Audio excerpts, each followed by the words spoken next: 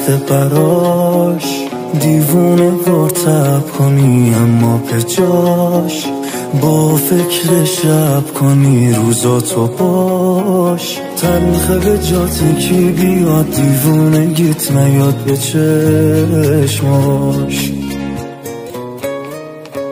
تنهای شب بشکنی تو خلوتت آخر شب، خیابونا هم صحبت دردات بشن.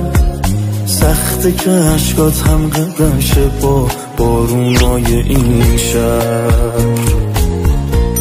چقدر با عشق موهاشو میکردم نوازش، رقصید همه جوره بسازش.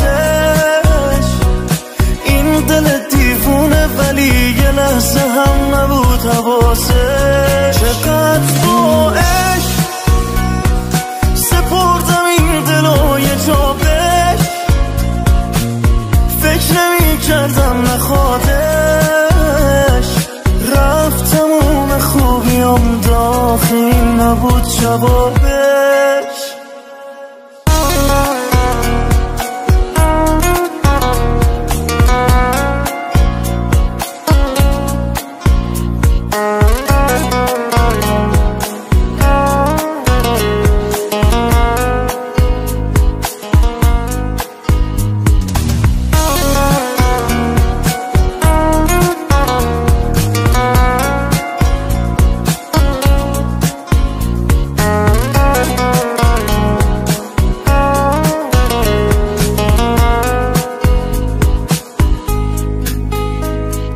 هیچ کس قد من عاشق اون نیست که مثل من کی آخه وای میسه.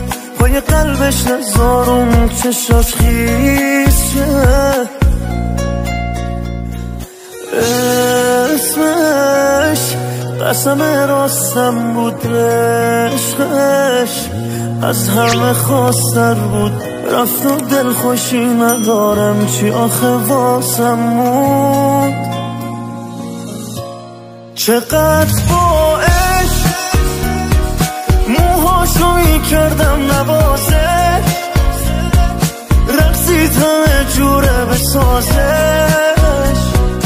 این دل دیوونه ولی یه لحظه هم نبود حواسش. چقدر با عشق سپردم این دلو یه جا بهش،